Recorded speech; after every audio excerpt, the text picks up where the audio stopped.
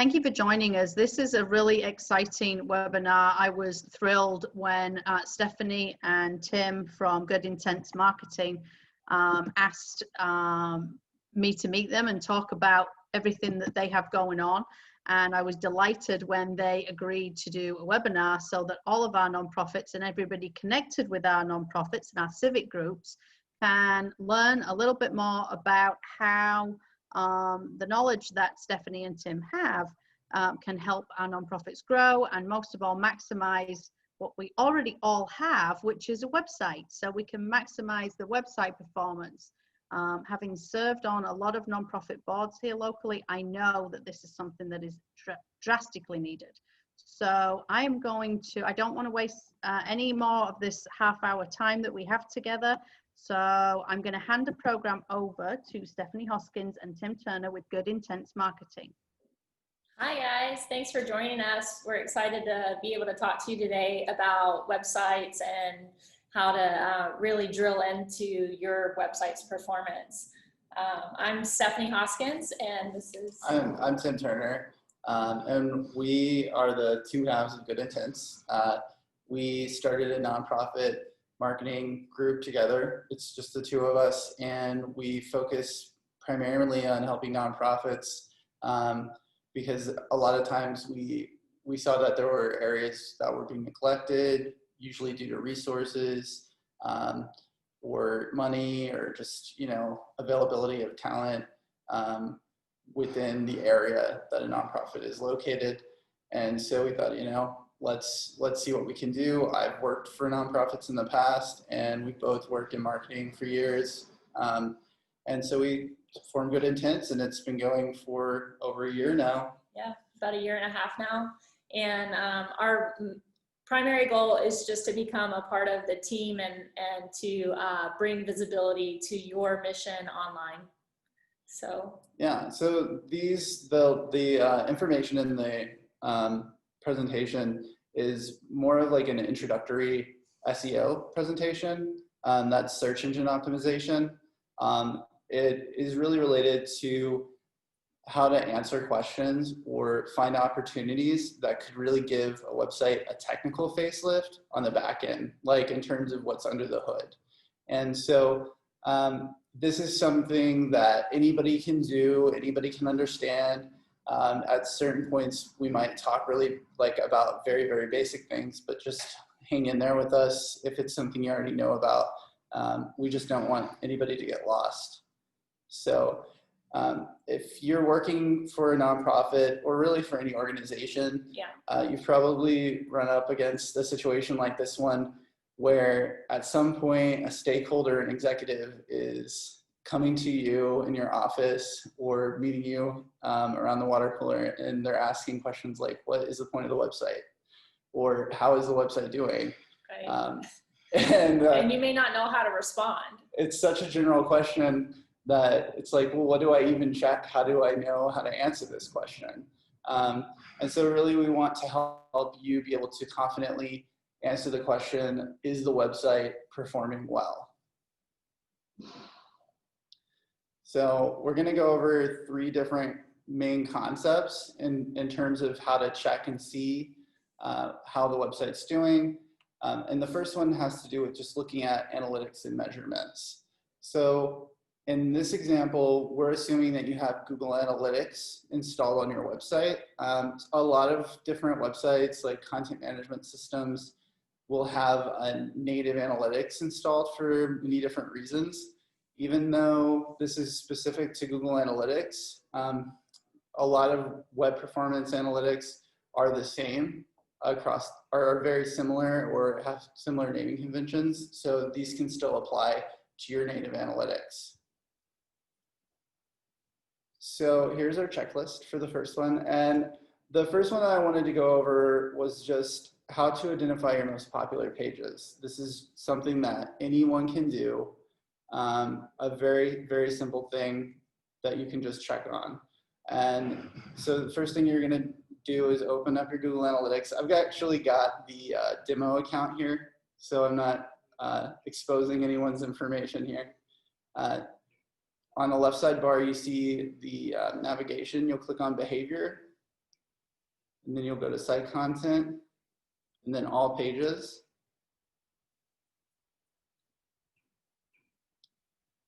And let's see, I need to move this over so I can see. You can minimize the. So first things first, over here on the top right, you can actually see the date range that's selected. And so that's important to know because you need to know what actual time frame there were popular pages during. But the very first view that you gain, it actually shows you which pages have received the most page views. Like in terms of popularity, like this is just a very quick way to think, oh, okay, well, if it's getting the most page views, it might be the most popular page. Not necessarily true, but it is a good, quick way to figure out what pages are performing really well. And on the flip side, if you see something in this list, especially like in your top 10 or 50, and you're like, why, that's like the backend login for like the CEO or, you know, that's another good reason to look at this, because if your popular page is a page that shouldn't even be indexing, and what I mean by indexing is it shouldn't even be showing up in search. Yeah, visible to outsiders of your organization. But I mean, that's, for one thing, it's like, well, why is it Right. the most popular? And it could be just that your internal organization, maybe they're the only ones using your website. That might be a problem, but on the flip side, if you have thousands of views of that page and it's a login type situation, you might want to diagnose that a little bit further. Yeah, it could just be internal traffic, or it could be like you're part of a utility company, right? And you know, people are looking for the customer login and they're finding the backend executive login. So it could be something else. So that's just one example of how that's useful to know. So that's how you find where the page view content is. Google Analytics actually tracks things in different subsets. Page views is one. Another one that we're going to look at is the user group, user retention. How do I minimize the video? The gallery, I think you. Oh, there we go. Sorry, guys. So to get to your user information, you'll go over to audience, and then you'll go to overview. And what we're looking at, first of all, is retention information. Like the actual users might have a lot of different page views per user, but it's good to know your volume in terms of individual people and unique people who visit the website. So this is another way of measuring if the website is performing well, to see how many, during the period that we're looking at, how many people are coming to visit in terms of total users. Google Analytics also breaks it out into new users. And then in this overview pie chart, we'll subtract the users from the new users to give you a percentage of returning users. These are retention metrics. In terms of like returning visitor, it's a really good metric, like how many people are coming back to the website. Stephanie did point out, you know, it could be internal traffic. So, but measuring it from month to month, if your returning visitor percentage is going up, that's a really good sign for like determining whether your retention is good. But if you do have like campaigns generating a lot of new traffic that month, say you just started search ads or display ads, you have a lot of influx, or you have an event coming up, that could also make your return visitor number look smaller. Well, the actual, like based on percentage within the pie chart, while the actual number didn't go down or even went up. So it really depends on a month-to-month basis. And I think right now that we're all doing these virtual type events, if you're hosting those and using your website to leverage that information, then you might see new visitors, and that returning, that little slice of the pie might be smaller, but it's not a really great indicator sometimes. Like, because you actually want, like in some situations where you have these big campaigns running, you actually want more new users, at least in the first month. Right. Because, you know, for a nonprofit, that conversion time frame is set to like 90 days, 3 months is like the standard, is when you'll start to see conversions. So your returning visitor might not come back the same month. So you might see that inflation the next month or the month after. Yeah, so once you know these two areas to look at for just your basic understanding of, hey, I want to look at how the website's performing in terms of what content people are visiting and engaging with, and then what content, and then how many people, like how much traffic is new or how much traffic is returning, then you can start to really dig into your analytics and investigate the changes in the traffic.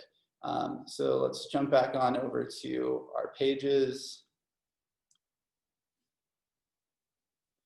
So we've been talking about just the month of August, but you actually have the ability to compare between one month and another,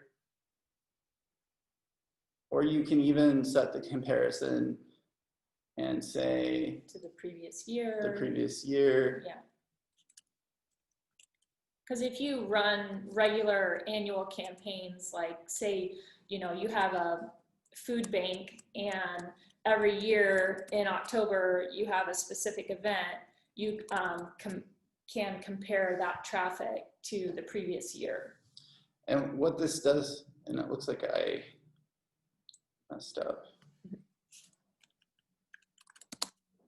What this does is it creates a pretty little comparison right there in the visual at the top, where the orange is the comparison and then the blue is the current date range.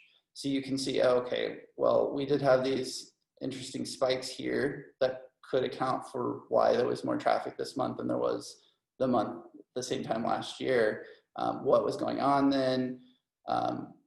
Was this just, you know, our developers working on it? Like if there was like suddenly no traffic for a day and you're usually getting 200 hits, and it could be like the Google Analytics tag was removed for a minute or for a whole day. Things like that happen. And then down here, it shows these comparisons for the actual like breakdown of the dimensions. So like, this is interesting because it will give you like a green arrow if things have improved for your page views, red arrow if things have gone down for the comparison. So like in terms of the bigger picture, this is really good to look and see if you can find any of those drops, those like falls or spikes, and compare to what you know in the real world and how the website is interacting with, like how people are interacting with the website based on your active campaigns or events related to your organization. And then down here, let's turn off the comparison so it's less confusing. You might want to look more in depth at this point in terms of which pages are doing really well, or, you know, I think this page is doing really well, but then what if it's a dead end? So like in terms of people landing on a page like store and checking out, if you don't have a thank you page, like maybe they bought something and for some reason the thank you page loaded internally. It's not a thank you page, but a thank you message loaded internally and said, yes, you've purchased this, great job. And then they leave the page. You would have like 100% exit. That's what the percent exit is. But if you don't intend for people to leave your website and you have a really high percent exit, that's a bad sign. Entrances can be a good sign for SEO in terms of this is where people are coming from. You can click on that to navigate based on, you know, which page, what ranks them in order of which page it has the most entrances. You can do the same thing for exits. They're gonna probably have like 0 page views for 100%. So you can see how it aligns with the other dimensions. So that can be really helpful because finding out which pages have 100% exit, it's like, if the time on the page is high and you have 100% exit, you really have to look at a case-by-case scenario. Like I said, it could be like your newsletter page. Mm-hmm. People completed the action you expected them to complete, and then they left. So it's not necessarily a bad thing. So those are just a couple of things that you can look at in terms of user retention, in terms of diving in. Another metric like average time on page is really useful for retention and the effectiveness of a page. Because if you have a lot of entrances for a page, like 20,000, but then your time on page is well below what you expect for a page, like say, well, there's not a good example here, but say if it were like 10 seconds, but you had 20,000 people coming in, it's like, oh, well, I thought that was a popular page. Yeah, there's something wrong with the page. It's not keeping them long enough. It's like, it's really accessible. It's gaining traffic. That's it. What are we doing wrong? Goodbye. So that's an opportunity. I mean, it looks like, it sounds like bad, but it's actually like, wow, that page is getting so much traffic. Right. But it's not keeping it.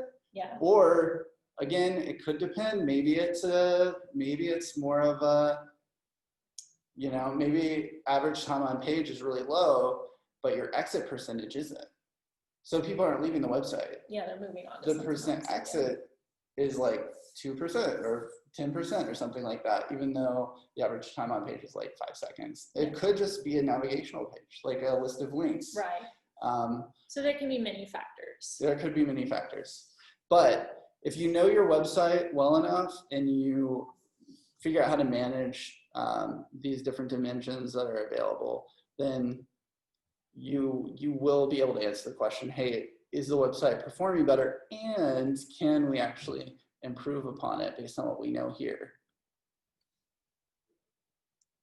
So that was something I just mentioned: accessibility, website discovery, how people are finding your website through search or through social media or through email, like someone forwarding an email onto them. Accessibility, it relates to those invisible barriers or gateways that allow people to come into your website in the way that they prefer. And we want to know, how is the door operating? Do you have squeaky hinges? Do you have locks in places that you didn't know you had locked? Or people really want to find your information, but they aren't finding it? So the very, very first thing I would recommend doing is just Googling yourself. And like, if you were the marketing director for Coca-Cola, just every once in a while on a regular basis, just see what's going on the first page of search for that keyword, just your branded keyword for your organization. Is someone beating you? Like, oh my gosh, Pepsi is number one. Right. That'd be a red flag. You might want to know that before other people. Right. You would want to know that before other people. So that's one example of finding out about accessibility. You can also get a chance to see if you have any site links displaying here. That's where they break out your pillar pages underneath it, so people can click to access those pages immediately. And then you'll also get to see which other pages are ranking with your branded keyword. But you don't just want to stop there. You can also think in terms of, well, what is something that I want people to be searching when they find me, and do I show up? Like, what's a refreshing beverage? I have no idea what's going to show up, so this is dangerous. It is dangerous. So apparently a refreshing beverage is the name of an item in Fallout. So there's opportunities for Coca-Cola there. It's interesting to just try and think in terms of how the users are thinking, how they could be approaching your website for new avenues. If you're expecting a page to show up for a specific keyword because the keyword is in the title of the page, you could try that. But if you need some ideas in terms of figuring out what people are already finding you through, you can actually find some of that information in your search terms in analytics. And all you have to do is go into acquisition, Search Console. So Search Console needs to be hooked up. And then queries. So this is great because you're actually just kind of getting a basic idea. It's not as comprehensive as it used to be. Google used to give more information about search queries. But in this list right here on the side, let's show some more here. These are actual terms people are using to find the website. And it's really, really good to know because you might see something on here like Google Bike. Like, well, we don't sell Google Bikes, but we have traffic for it. Right. Maybe we should sell it. Or I didn't know that people were interested in buying our Google Bike. Right. I thought they only wanted our Google t-shirts. So maybe we should highlight it more. Yeah, maybe build out that page a little more and try and get it ranking better. Yeah, so because it's happening organically on its own without any effort. Put a little extra oomph into that. So that improves the accessibility from that end, just from like a content and opportunity standpoint. It can give you negative search terms as well. Ones that you may not want. So yeah, that's always true. Good to. You might find some pages that like a lot of traffic coming in from like they wanted hoodies. You know, jump back over there real quick. And you don't sell hoodies anymore, but you do have sweaters. So you could have a permanent redirect set up to go to the sweater landing page from the hoodie landing page. So not everyone gets to the website from organic search, despite what Google might want you to believe. A lot of people arrive there based on social media or newsletters, email blasts, you know, event calendars that you submitted to from referral links. So actually seeing where most of your traffic is coming from is really, really helpful in terms of understanding how the website's doing. And you also get the chance to sort of see, you know, have there been changes? Well, first of all, I'll show you how to see that information. So you're in acquisition and then you just go over to overview.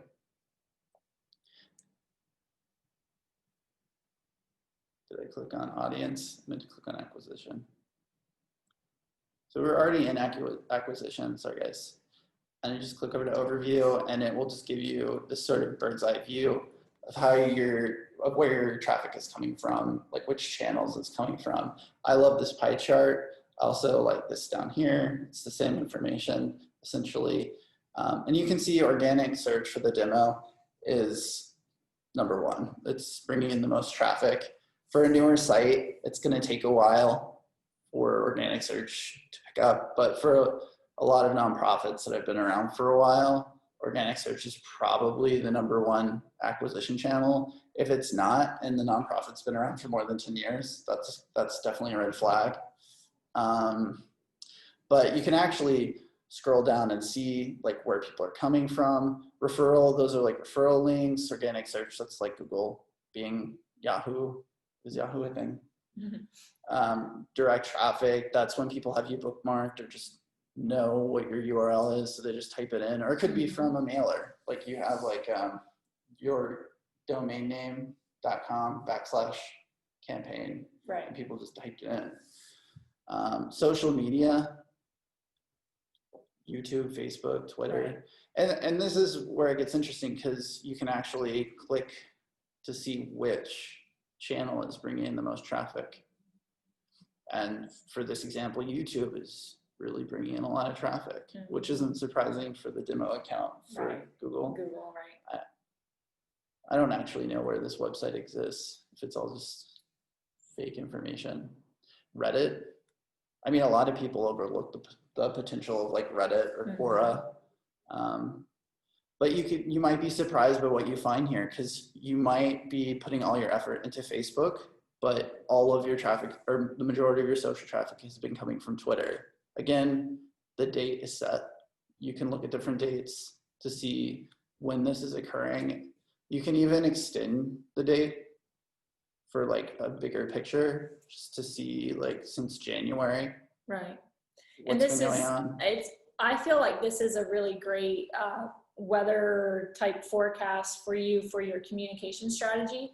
If you have newsletters that go out regularly or monthly, quarterly, whatever it is, you can see those ebbs and flows, and it just kind of helps you know, like, okay, well, that email really worked. Let's go back and analyze that a little bit more. Let's see why that newsletter had more referral traffic. And you know, if you share it on social media, like who's coming from which posts, like what are the most popular posts, stuff like that. It's really kind of insightful. Yeah, and insightful is a great word, because with a lot of these different channels, they come with their own insights built in, like social media. Facebook has its own insights, Right. Email, usually whatever client you're using comes with like click-through rate, Right. some sort of did people click to your website? This is the follow-through information, where it's like, well, did they even stay on the website? Right. Did they bounce immediately?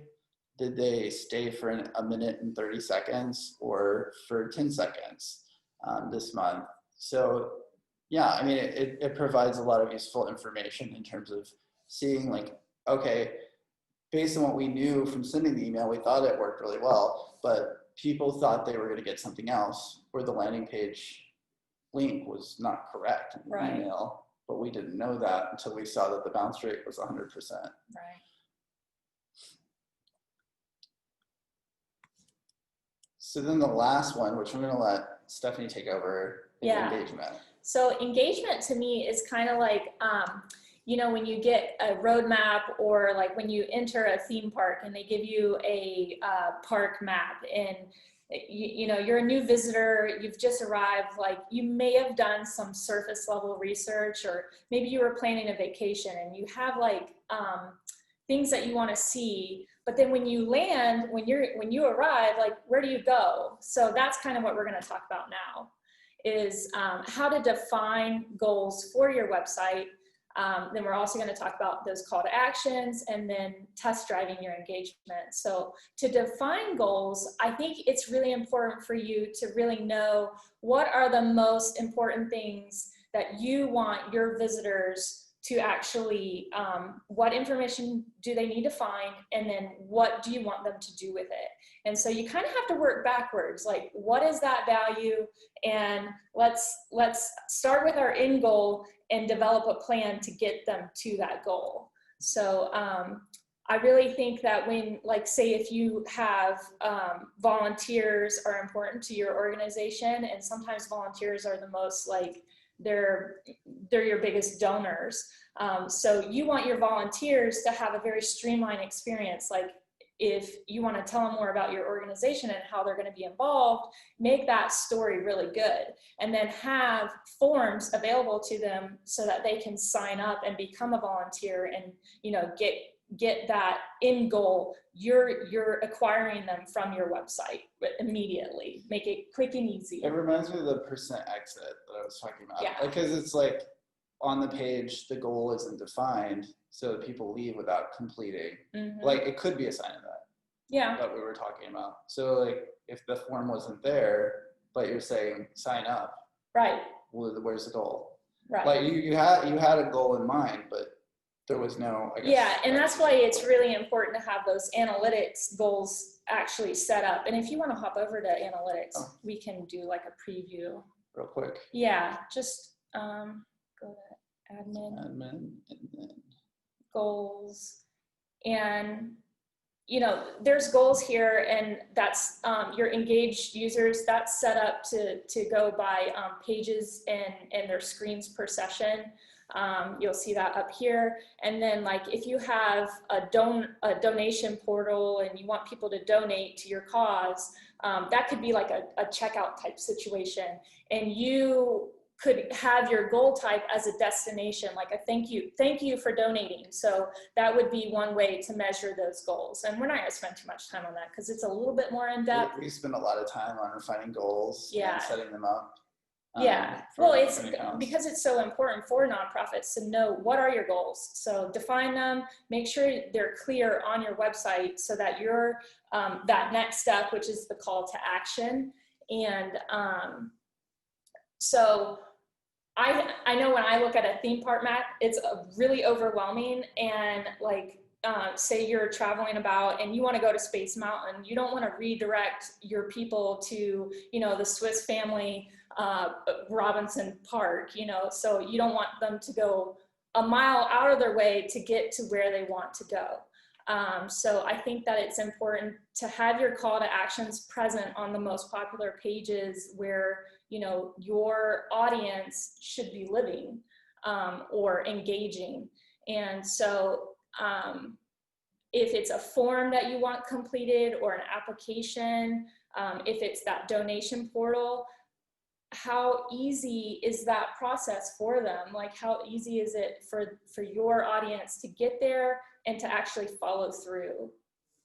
Yeah, and I know that with nonprofits, there's often the case that you have an education goal, like within a landing page, but there's no reason to not have organizational goals present in the navigation or in the footer of the website, be it donation. I mean, sometimes you wouldn't, depending on the infrastructure of the nonprofit, but here nor there, you would probably at least want some sort of email subscribe, like for the overall hierarchy of your goals, always present somewhere as an option. I kind of like to think of it like a necessity paired with a like want. So if they need this information, what do you want them to do with it? So you need to make sure that it's paired well, that it's quick and easy. You don't want your forms to be 50 questions. Make it simple, keep it simple, because we're in that McDonald's mentality where we want things quick and fast, and you want to be able to engage them right off the bat. And so another thing that's important with this engagement factor is making sure those functions are working. Test driving, test drive your forms. Like, is anyone even being notified that there was a contact us form submitted? Did we send a thank you email to someone who signed up for our newsletter? Like, it's super important that engagement process is like, you got to nail it. You can't, you know. Yeah, and like some of the generic stuff that might come with the setup for a completed goal, like a thank you page, might not be a good experience. Right. It could say something like, "Thank you. We'll be in touch shortly for what you thought was a newsletter sign up." And so the person will be like, "What's going on?" Like, that doesn't make the answer doesn't really follow up to what my request was. Or if you have someone that is interested in donating to your food drive, you need to make sure that whatever they're receiving, that info is accurate and up to date. Yeah, and it's with these conversions, like the goals set up and an idea of what's going on with the conversions, like what a great way to answer that first question, how's the website doing? Right. If you have a goal already set, you don't have to talk about most popular pages. You don't have to talk about how many more return users came in this month. Like, those people don't really care. Yeah, usually they want to know about results. And right. That's where conversions come in. Exactly. And knowing, like, if you see a decline in signups, knowing that, oh, maybe that form's broken, maybe that link is not working, or that experience is bad. So you do need to go in and test drive your own website and make sure the appropriate people are being notified, that data is being stored, and that you have a way to follow up. So clear, concise call to actions, and just functionality is working. Oh boy. This is a snapshot of how you can actually have reports prepared. They can be compiled automatically per month. You don't have to ever actually dive into analytics if you have something like this set up. And we just wanted you guys to see how much easier it could be to get all the same information, or even more, catered specifically to what your goals are, which metrics are right that fit your organization. Mm-hmm. Like over here, you probably can't see it, but it says organic search compared to direct, referral, display, meaning social, advertising, and social media, right, which really, really low for this. And then over on this end, it gives you that breakdown of retention metrics, like returning users, the number here, bounce rate, average time on page. Yeah, and this is something we built to make it easier for you to know, like, that it's a health check, basically, like how is it doing, and get it, you know, month to month, or really, be able to view it, because it really is like a health check, like in terms of just seeing if there were if your heartbeat was erratic, you know, a month, like, and what caused it. Yeah, and then why was it? Like, is that a good thing or a bad thing? Right. So yeah, so that's just an example of how you could quickly assess without having to spend a lot of time really getting your hands dirty, treading through the data. So that's it. Thanks for joining us. We're gonna turn our video back on here. Yeah, and how do we do that? Thank you so much. I really appreciate everything that you've gone through. You all know I'm a note taker, so I've got a couple of questions that people texted me, and I'm going to just pop it onto gallery view here. I don't know if anybody wants to unmute if they've got their own questions, but a couple of questions that came through. Stephanie and Tim, the snapshot that you just showed us right there at the end, is that something that you can work with organizations to set up for themselves, along with the analytics and all of the Yeah, I think certainly. I mean, it's pretty. Yeah, we have like we have clients who, so for some of our services, we always include reporting if it's available. And then for an actual snapshot, like reporting client, we do have like a minimum available, just like management fee, like really low. But it's just it's customized. Yeah. Yeah. Like, yeah, it's something that we do. Perfect. So it's customized to what they need, because I know there's on analytics, the numbers nerd in me loves I can play around in Google Analytics all day long and just see what's trending and what's doing what and where stuff's coming from, and I love that stuff. But I know that a lot of our executive directors for our nonprofits kind of need to just know in a screen, this worked, this didn't, this newsletter went out and it got some traction, this one did not. And that's what, from a board perspective, I'm sure that a lot of our board members of our nonprofits want to see is, hey, what worked? You know, if we've got an event running, is that actually getting traction? Are people searching for, she knows where she's going? Are they, you know, are they looking? Are they finding the site? Where are they landing? That kind of thing. So I love that. I'm just kind of going through. Yeah, I'd written a note about using the traffic estimates to see the success of a campaign, because I think that's vital. Like what you're talking about with the executives having their own view, these can be multi-page reports that are automated. So the first page could be the executive view, and then like some other points that are more management based on like page 2 and 3, if they were needed. Mm-hmm. Perfect. Like if somebody wanted a list of search terms to automatically. Perfect. Well, I want to be mindful of everybody's time, and I know we ran a little bit over, so I just want to say thank you. Did anybody have any questions that they wanted to ask that we didn't cover, or that Stephanie and Tim didn't cover? Okay, perfect. Well, what we'll do, we'll reach out to you. As you all know, we'll upload this to our YouTube channel, to the Chamber's YouTube channel. I want to say thank you so much to Stephanie and Tim from Good Intents Marketing. I will get their contact details out to all of you so that you can reach out and work with them on the great work that they can do with each of our nonprofits. But thank you again. Have a wonderful rest of your Monday.